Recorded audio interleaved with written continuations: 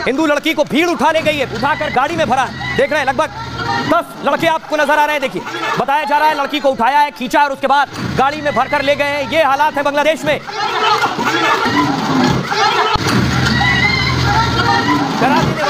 खौफजदा कर देने वाली तस्वीरें देखिए। कुछ हैवानों को किस तरह से एक लड़की को पकड़ रखा है, दोनों हाथ दोनों पैरों से पकड़ रखा है, उसे खींच कर उठा कर ले जा रहे हैं, गाड़ी में ले गए। पहले से गाड़ी खड़ी है, उस गाड़ी में भरा है, पीछे और भी लोग साथ साथ चल रहे हैं। अगली तस्वीर देखिए था।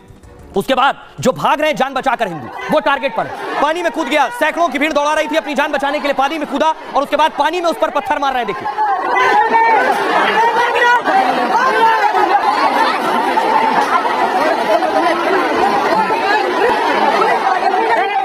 तालाब के चारों तरफ आपको भीड़ नजर आ रही है। ये भीड़ इस शख्स को मारने के लिए दौड़ी है। ये शख्स अपनी जान बचाने के लिए तालाब में छलांग लगा दी इसने। तालाब में देखिए आगे बढ़ रहा है और पीछे से लोग पत्थर चला रहे हैं उसके ऊपर, क्योंकि ये खून की प्यासी भीड़ हिंदुओं को वहां टारगेट कर रही है, बांग्लादेश में उन पर हमला कर रही है चुन चुन कर।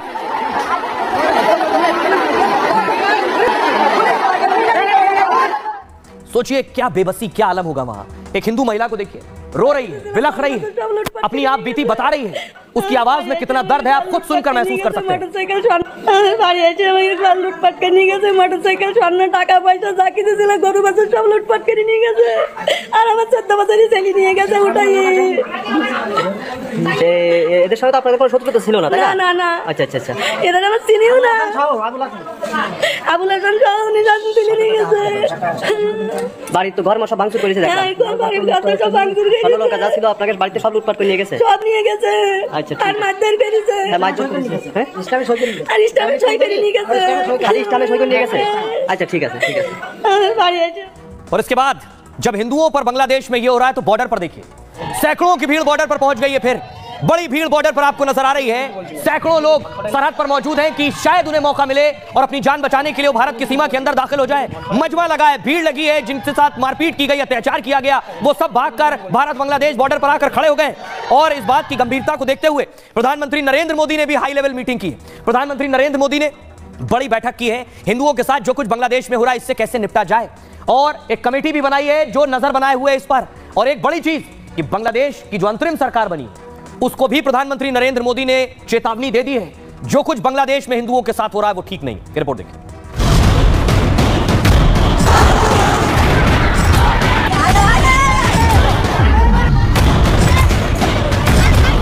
विपक्ष का एक भी नेता उसको बोलने के लिए तैयार नहीं है। कहाँ गए राहुल गांधी, तेजस्वी यादव, अखिलेश यादव, केजरीवाल, ममता बनर्जी, क्यों मुंह बंद हो गया?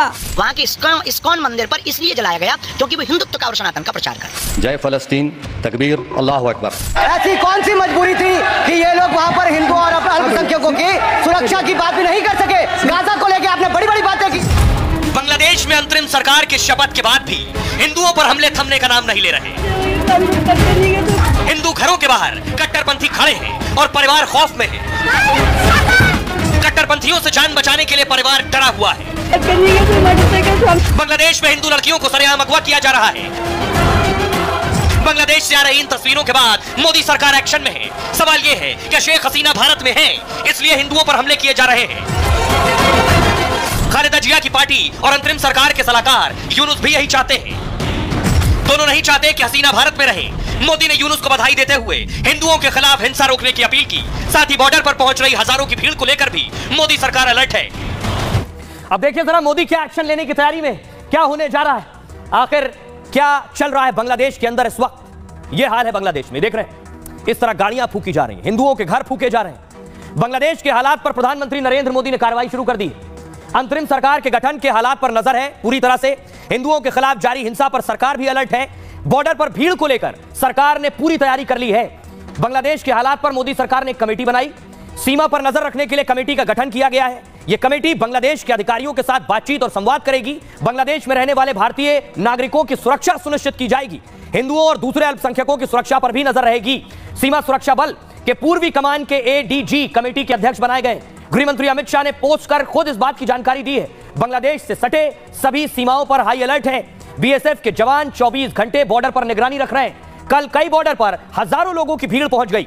बांग्लादेश में हिंसा के बाद ये लोग दरअसल भारत आना चाहते हैं, लेकिन बीएसएफ जवानों ने उन्हें बॉर्डर से वापस भेज दिया। उनके पास भी कोई और विकल्प नहीं। शेख हसीना के देश छोड़ने के बाद भी हिंसा अभी तक जारी है बांग्लादेश में। बांग्लादेश में हिंदुओं को निशाना बनाया जा रहा है। कई हिंदू मंदिरों पर भीड़ ने हमला किया। इसके बाद मोदी सरकार ने कमेटी बना दी है और कमेटी रिपोर्ट तैयार कर सरकार को देगी, जो संभव है, जिसके बाद बांग्लादेश सरकार से बात की जाएगी। अब आपको सुनवाता हूं बांग्लादेश में जो नई सरकार बनी, इस नई सरकार के प्रमुख हैं मोहम्मद यूनुस। शपथ लेने के बाद वो इस बात को कह रहे हैं कि हिंदुओं की रक्षा करेंगे।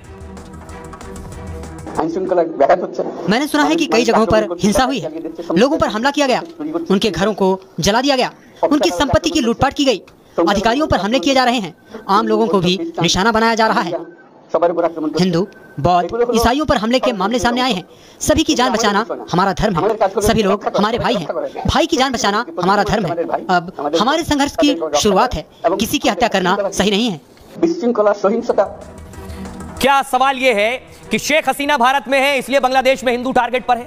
शेख हसीना भारत में, यह बांग्लादेशियों को चुभ रहा है, विरोधियों को चुभ रहा है, शेख हसीना की प्रतिद्वंदी खालिदा जिया को चुभ रहा है, नए जो अंतरिम सरकार के चीफ हैं उन्हें भी अच्छा नहीं लग रहा है कि शेख हसीना भारत में है। देखिए, प्रधानमंत्री नरेंद्र मोदी ने भी बधाई दी। पीएम मोदी ने अंतरिम सरकार के गठन पर बधाई दी। मोदी ने मोहम्मद यूनुस को शुभकामनाएं दी। बांग्लादेश में सामान्य स्थिति के शीघ्र बहाल होने की उम्मीद जताई मोदी ने। पीएम मोदी ने बांग्लादेश में हिंदुओं की सुरक्षा का मुद्दा भी उठाया, हिंदुओं और अन्य अल्पसंख्यकों की सुरक्षा की अपील की। बांग्लादेश छोड़ने के बाद शेख हसीना सीधे भारत पहुंची थी। उनके लंदन या फिनलैंड जाने की अटकलें थी, लेकिन शेख हसीना अभी भी कड़ी सुरक्षा में भारत में है। तो देखिए नए चीफ क्या कह रहे हैं। बांग्लादेश को हसीना का भारत में रहना रास नहीं आ रहा है, लेकिन यूनुस को भी हसीना का भारत में रहना पसंद नहीं है। यूनुस ने कहा हसीना का भारत में रहना उचित नहीं होगा।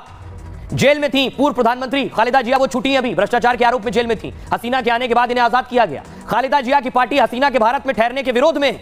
अगर भारत बांग्लादेश से अच्छे रिश्ते चाहता है तो उसे शेख हसीना की मदद नहीं करनी चाहिए। अगर भारत हसीना की मदद करेगा तो सहयोग जारी रखना मुश्किल है। भारत और बांग्लादेश के लोगों को एक दूसरे से कोई दिक्कत नहीं। खालिदा जिया की पार्टी नहीं चाहती कि हसीना को भारत शरण दे। शेख हसीना के अगले कदम पर भारत सरकार की नजर है। शेख हसीना ने भारत से शरण की मांग नहीं की है। शेख हसीना के बेटे ने कहा है कि अभी कुछ दिन भारत में ही रहेंगी। बांग्लादेश में लोकतंत्र की बहाली होते ही शेख हसीना लौट जाएंगी। आइए अब आपको सुनाता हूं क्या कुछ कह रहे हैं डिफेंस एक्सपर्ट संजीव श्रीवास्तव। बता रहे हैं कि आखिर शेख हसीना का अगला पड़ाव क्या हो सकता है, सुनिए। भविष्य में एक दूर के भविष्य में बन सकती है कि शेख हसीना फिर से बांग्लादेश में वापसी करें, लेकिन निकट भविष्य में इस तरीके की संभावना नहीं दिखाई देती, क्योंकि अवामी लीग और शेख हसीना की का जो एक लंबा शासन रहा है उसके विरुद्ध एक बेहद घृणा और नफरत का जो एटमॉस्फेयर है वहाँ पर साजिश के तहत बनाया गया है। और इस पूरी साजिश में बांग्लादेश के जो अनेक कट्टरवादी जो संगठन है, जमात इस्लामी बांग्लादेश, जमातुल मुजाहिदीन बांग्लादेश और अन्य जो ऐसे संगठन हैं, बांग्लादेश की मुख्य विपक्षी पार्टी बांग्लादेश नेशनलिस्ट पार्टी भी इस पूरी साजिश में शामिल रही है। और इस बात की संभावना स्पष्ट रूप से दिखती है कि इस पूरी साजिश में विदेशी शक्तियों का हाथ रहा है। विशेष रूप से पाकिस्तान की खुफिया एजेंसी ISI इसमें संलग्न दिखाई देती है। चाइना की एजेंसी इसमें शामिल हो सकती है। तो आपने सुन लिया रक्षा विशेषज्ञ को, लेकिन बांग्लादेश में नई सरकार बन गई। कैसी है नई सरकार, देखिए जरा। इस नई सरकार में कौन कौन से चेहरे हैं, दिखाइए जरा, सरकार दिखाइए, तस्वीर दिखाइए। वो नई सरकार कौन सी है ये आप देख रहे हैं। नई सरकार का शपथ आप देख रहे हैं। इस सरकार में शामिल जो लोग हैं इन्होंने शपथ ली है। इसमें कौन कौन है ये मैं आपको बताऊंगा। आइए देखिए कौन कौन से लोग शामिल हैं इसमें, किसे शामिल किया गया है इस नई सरकार के अंदर। ये है वो चेहरे जो नई सरकार में। सबसे आगे जो खड़े हैं ये नई सरकार के मुखिया हैं। बांग्लादेश में हिंसा तख्तापलट के बाद अंतरिम सरकार बन गई है। मोहम्मद यूनुस की अगुवाई में अंतरिम सरकार का गठन हुआ है। नोबेल पुरस्कार विजेता यूनुस की टीम में 16 सदस्य हैं। छात्र नेता नाहिद इस्लाम और आसिफ महमूद टीम में हैं। इन दोनों ने हसीना के खिलाफ आंदोलन किया था। अंतरिम सरकार में पूर्व अधिकारियों को भी जगह दी गई है। इसमें बांग्लादेश के बैंक के पूर्व गवर्नर और ढाका यूनिवर्सिटी के लॉ डिपार्टमेंट के प्रोफेसर हैं इस नई सरकार में। पूर्व अटॉर्नी जनरल कार्यवाहक सरकार के पूर्व सलाहकार हैं। पूर्व विदेश सचिव हैं, ब्रिगेडियर जनरल रिटायर्ड। पूर्व चुनाव आयुक्त हैं इसमें। बांग्लादेश के पूर्व नायाब अमीर, ग्रामीण बैंक के पूर्व मैनेजिंग डायरेक्टर हैं। यूनुस की टीम में 4 महिलाओं को भी शामिल किया गया है। पहली बार कैबिनेट में 26 साल के 2 युवा शामिल हैं। यूनुस के शपथ ग्रहण में भारत के राजदूत भी शामिल हुए थे। शपथ ग्रहण के दौरान करीब 400 लोग मौजूद थे। अर्थशास्त्री यूनुस के लिए चुनौती कम नहीं है। उनका पहला फोकस बांग्लादेश में हिंसा को रोकना है। यूनुस को बांग्लादेश में चुनाव लायक माहौल बनाना है ताकि अगली सरकार का गठन शांतिपूर्ण तरीके से हो। शपथ के बाद यूनुस ने नागरिकों की सुरक्षा को अहम बताया। देश में जनजीवन को सामान्य करने को यूनुस ने लक्ष्य बताया है। सुनिए सरकार के नए मुखिया मोहम्मद यूनुस क्या कहते हैं। हमारे ऊपर विश्वास रखें। अगर आपको मुझ पर भरोसा है तब इस देश में कोई किसी पर हमला नहीं करेगा। ये हमारा पहला कदम है। अगर मैं ऐसा नहीं कर सका तो मैं यहाँ नहीं रहूंगा, तब मैं विदा ले लूंगा। अगर मुझे इस पद पर चाहते हैं तो आपको ये साबित करना होगा कि आप मेरी बातों को मानते हैं। अगर आप मेरी बात नहीं मानेंगे तो मेरे यहाँ होने का कोई मतलब नहीं है। आपको इस देश को आतंकवाद से बचाना होगा ताकि बांग्लादेश को हम सब आगे बढ़ा सके। उम्मीद नई सरकार बन गई है, जल्द ही शांति आए। अगली खबर आज की सिसोदिया से जुड़ी है। 17 महीने बाद मनीष सिसोदिया बाहर आ गए जेल से। मनीष सिसोदिया तो बाहर आ गए, लेकिन अरविंद केजरीवाल अभी जेल के अंदर हैं। तस्वीर देखिए, जिस वक्त तिहाड़ जेल से सिसोदिया बाहर निकले वो तस्वीर है। तिहाड़ से बाहर आए, विरोधी कह रहे हैं ऐसे निकले जैसे जंग जीत कर लौटे हो। आम आदमी पार्टी कार्यकर्ता स्वागत में खड़े थे।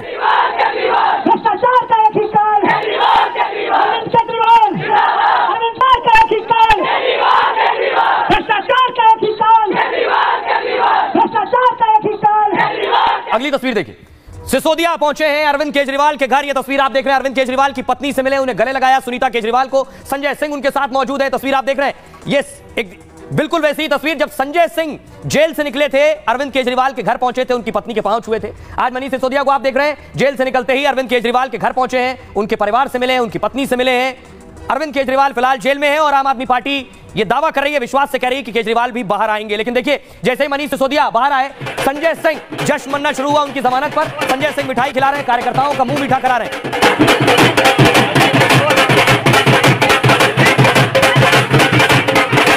गोपाल राय, सौरभ भारद्वाज का मुंह मीठा करा रहे हैं। संजय सिंह दूसरे नेताओं का मुंह मीठा करा रहे हैं।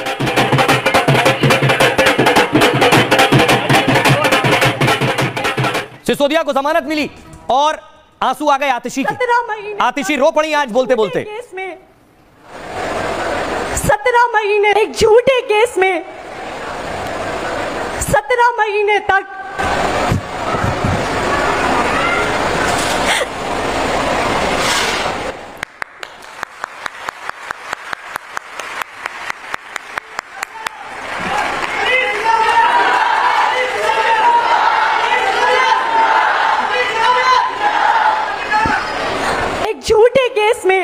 उसके बाद देखिए, आम आदमी पार्टी के कार्यकर्ता जश्न मनाने लगे। सिसोदिया डिप्टी सीएम थे, बाद में इस्तीफा दिया उन्होंने और ढोल नगाड़े बजने लगे।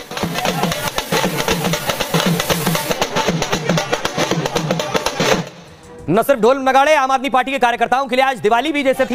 ये आम आदमी पार्टी के कार्यकर्ता जो तालियां बजा रहे हैं, पटाखे फोड़ रहे हैं, ये सारी तस्वीर आ रही है पार्टी दफ्तर से।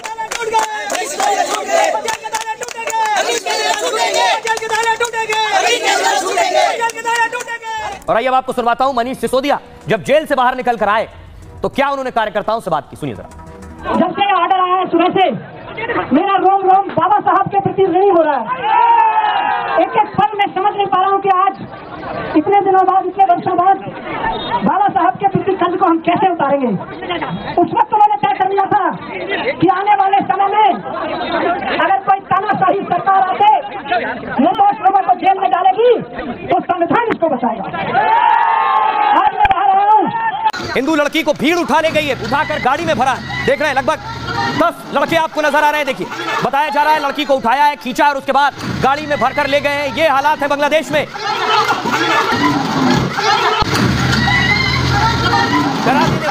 खौफजदा कर देने वाली तस्वीरें देखिए। कुछ हैवानों को किस तरह से एक लड़की को पकड़ रखा है, दोनों हाथ दोनों पैरों से पकड़ रखा है, उसे खींच कर उठा कर ले जा रहे हैं। गाड़ी में ले गए, पहले से गाड़ी खड़ी है, उस गाड़ी में भरा है, पीछे और भी लोग साथ साथ चल रहे हैं। अगली तस्वीर देखिए था, उसके बाद जो भाग रहे हैं जान बचाकर हिंदू, वो टारगेट पर है। पानी में कूद गया, सैकड़ों की भीड़ दौड़ा रही थी अपनी जान बचाने के लिए, पानी में कूदा और उसके बाद पानी में उस पर पत्थर मार रहे हैं। देखिए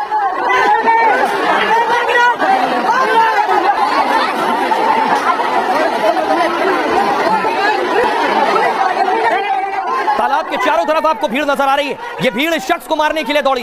ये शख्स अपनी जान बचाने के लिए तालाब में छलांग लगा दी इसने। तालाब में देखिए आगे बढ़ रहा है और पीछे से लोग पत्थर चला रहे हैं उसके ऊपर, क्योंकि ये खून की प्यासी भीड़ हिंदुओं को वहां टारगेट कर रही है, बांग्लादेश में उन पर हमला कर रही है चुन चुन कर।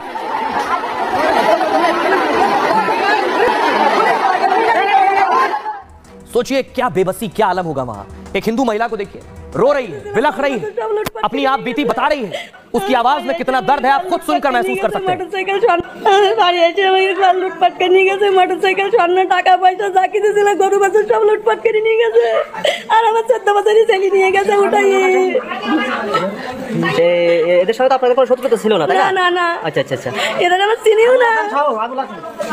আবুল হাসান সহ উনি তুলে নিয়ে গেছে। বাড়ির তো ঘর মশা ভাঙচুর করেছে দেখলাম। সব ভাঙচুর করে ভালো লোক যা ছিল আপনাদের বাড়িতে সব লুটপাট করে নিয়ে গেছে। সব নিয়ে গেছে। আচ্ছা আর মারধর করেছে। হ্যাঁ মারধর করেছে। হ্যাঁ ইসলামে সই করে আর ইসলামে সই করে নিয়ে গেছে। খালি ইসলামে সই করে নিয়ে গেছে। আচ্ছা ঠিক আছে ঠিক আছে। বাড়ি এসে और इसके बाद जब हिंदुओं पर बांग्लादेश में ये हो रहा है तो बॉर्डर पर देखिए सैकड़ों की भीड़ बॉर्डर पर पहुंच गई है। फिर बड़ी भीड़ बॉर्डर पर आपको नजर आ रही है। सैकड़ों लोग सरहद पर मौजूद हैं कि शायद उन्हें मौका मिले और अपनी जान बचाने के लिए वो भारत की सीमा के अंदर दाखिल हो जाए। मजमा लगा है, भीड़ लगी है, जिनके साथ मारपीट की गई, अत्याचार किया गया, वो सब भागकर भारत बांग्लादेश बॉर्डर पर आकर खड़े हो गए। और इस बात की गंभीरता को देखते हुए प्रधानमंत्री नरेंद्र मोदी ने भी हाई लेवल मीटिंग की। प्रधानमंत्री नरेंद्र मोदी ने बड़ी बैठक की है। हिंदुओं के साथ जो कुछ बांग्लादेश में हो रहा है इससे कैसे निपटा जाए, और एक कमेटी भी बनाई है जो नजर बनाए हुए इस पर। और एक बड़ी चीज कि बांग्लादेश की जो अंतरिम सरकार बनी उसको भी प्रधानमंत्री नरेंद्र मोदी ने चेतावनी दे दी है। जो कुछ बांग्लादेश में हिंदुओं के साथ हो रहा है वो ठीक नहीं। रिपोर्ट देखिए।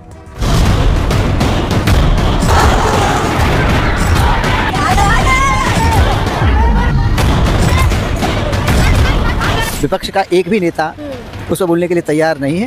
कहाँ गए राहुल गांधी, तेजस्वी यादव, अखिलेश यादव, केजरीवाल, ममता बनर्जी, क्यों मुंह बंद हो गया? वहाँ के इस्कॉन मंदिर पर इसलिए जलाया गया क्योंकि वो हिंदुत्व का और सनातन का प्रचार कर। जय फलस्तीन, तकबीर, अल्लाह अकबर। ऐसी कौन सी मजबूरी थी कि ये लोग वहाँ पर हिंदू और अल्पसंख्यकों की सुरक्षा की बात भी नहीं कर सके? गाजा को लेके आपने बड़ी बड़ी बातें की। बांग्लादेश में अंतरिम सरकार की शपथ के बाद भी हिंदुओं पर हमले थमने का नाम नहीं ले रहे। हिंदू घरों के बाहर कट्टरपंथी खड़े हैं और परिवार खौफ में है। कट्टरपंथियों से जान बचाने के लिए परिवार डरा हुआ है। बांग्लादेश में हिंदू लड़कियों को सरेआम अगवा किया जा रहा है। बांग्लादेश से आ रही इन तस्वीरों के बाद मोदी सरकार एक्शन में है। सवाल यह है कि शेख हसीना भारत में है इसलिए हिंदुओं पर हमले किए जा रहे हैं। खालिदा जिया की पार्टी और अंतरिम सरकार के सलाहकार यूनुस भी यही चाहते हैं। दोनों नहीं चाहते कि हसीना भारत में रहे। मोदी ने यूनुस को बधाई देते हुए हिंदुओं के खिलाफ हिंसा रोकने की अपील की। साथ ही बॉर्डर पर पहुंच रही हजारों की भीड़ को लेकर भी मोदी सरकार अलर्ट है। अब देखिए जरा मोदी क्या एक्शन लेने की तैयारी में क्या होने जा रहा है, आखिर क्या चल रहा है बांग्लादेश के अंदर इस वक्त। यह हाल है बांग्लादेश में, देख रहे हैं इस तरह गाड़ियां फूकी जा रही हैं, हिंदुओं के घर फूके जा रहे हैं। बांग्लादेश के हालात पर प्रधानमंत्री नरेंद्र मोदी ने कार्रवाई शुरू कर दी। अंतरिम सरकार के गठन के हालात पर नजर है पूरी तरह से। हिंदुओं के खिलाफ जारी हिंसा पर सरकार भी अलर्ट है। बॉर्डर पर भीड़ को लेकर सरकार ने पूरी तैयारी कर ली है। बांग्लादेश के हालात पर मोदी सरकार ने एक कमेटी बनाई। सीमा पर नजर रखने के लिए कमेटी का गठन किया गया है। यह कमेटी बांग्लादेश के अधिकारियों के साथ बातचीत और संवाद करेगी। बांग्लादेश में रहने वाले भारतीय नागरिकों की सुरक्षा सुनिश्चित की जाएगी। हिंदुओं और दूसरे अल्पसंख्यकों की सुरक्षा पर भी नजर रहेगी। सीमा सुरक्षा बल के पूर्वी कमान के एडीजी कमेटी के अध्यक्ष बनाए गए। गृह मंत्री अमित शाह ने पोस्ट कर खुद इस बात की जानकारी दी है। बांग्लादेश से सटे सभी सीमाओं पर हाई अलर्ट है। बीएसएफ के जवान 24 घंटे बॉर्डर पर निगरानी रख रहे हैं। कल कई बॉर्डर पर हजारों लोगों की भीड़ पहुंच गई। बांग्लादेश में हिंसा के बाद ये लोग दरअसल भारत आना चाहते हैं, लेकिन बीएसएफ जवानों ने उन्हें बॉर्डर से वापस भेज दिया। उनके पास भी कोई और विकल्प नहीं। शेख हसीना के देश छोड़ने के बाद भी हिंसा अभी तक जारी है बांग्लादेश में। बांग्लादेश में हिंदुओं को निशाना बनाया जा रहा है। कई हिंदू मंदिरों पर भीड़ ने हमला किया। इसके बाद मोदी सरकार ने कमेटी बना दी है और कमेटी रिपोर्ट तैयार कर सरकार को देगी जो संभव है, जिसके बाद बांग्लादेश सरकार से बात की जाएगी। अब आपको सुनवाता हूं बांग्लादेश में जो नई सरकार बनी, इस नई सरकार के प्रमुख हैं मोहम्मद यूनुस। शपथ लेने के बाद वो इस बात को कह रहे हैं कि हिंदुओं की रक्षा करेंगे। मैंने सुना है कि कई जगहों पर हिंसा हुई है, लोगों पर हमला किया गया, उनके घरों को जला दिया गया, उनकी संपत्ति की लूटपाट की गई, अधिकारियों पर हमले किए जा रहे हैं, आम लोगों को भी निशाना बनाया जा रहा है। हिंदू, बौद्ध, ईसाइयों पर हमले के मामले सामने आए हैं। सभी की जान बचाना हमारा धर्म है। सभी लोग हमारे भाई हैं। भाई की जान बचाना हमारा धर्म है। अब हमारे संघर्ष की शुरुआत है। किसी की हत्या करना सही नहीं है। क्या सवाल यह है कि शेख हसीना भारत में है इसलिए बांग्लादेश में हिंदू टारगेट पर है? शेख हसीना भारत में, यह बांग्लादेशियों को चुभ रहा है, विरोधियों को चुभ रहा है। शेख हसीना की प्रतिद्वंदी खालिदा जिया को चुभ रहा है। नए जो अंतरिम सरकार के चीफ हैं उन्हें भी अच्छा नहीं लग रहा है कि शेख हसीना भारत में है। देखिए प्रधानमंत्री नरेंद्र मोदी ने भी बधाई दी। पीएम मोदी ने अंतरिम सरकार के गठन पर बधाई दी। मोदी ने मोहम्मद यूनुस को शुभकामनाएं दी। बांग्लादेश में सामान्य स्थिति के शीघ्र बहाल होने की उम्मीद जताई मोदी ने। पीएम मोदी ने बांग्लादेश में हिंदुओं की सुरक्षा का मुद्दा भी उठाया, हिंदुओं और अन्य अल्पसंख्यकों की सुरक्षा की अपील की।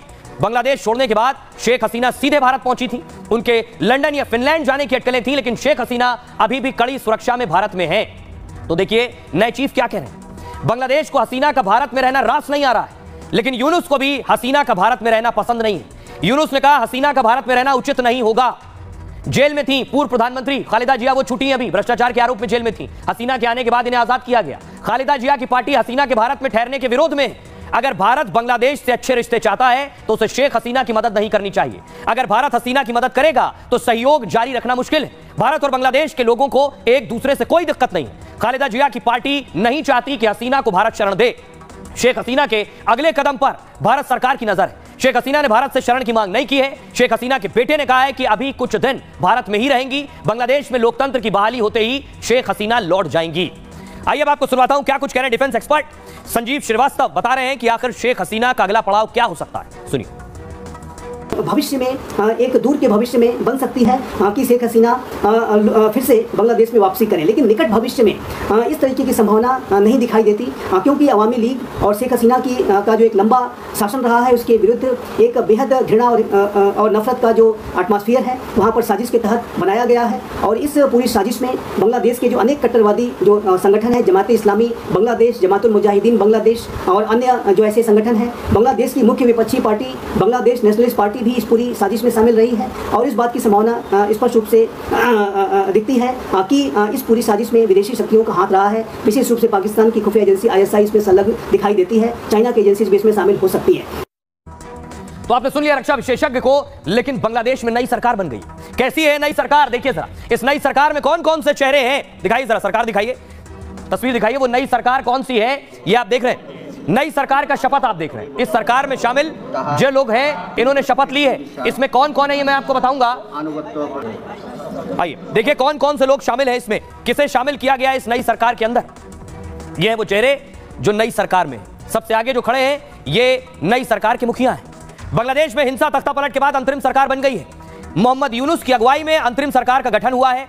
नोबेल पुरस्कार विजेता यूनुस की टीम में 16 सदस्य हैं। छात्र नेता नाहिद इस्लाम और आसिफ महमूद टीम में हैं। इन दोनों ने हसीना के खिलाफ आंदोलन किया था।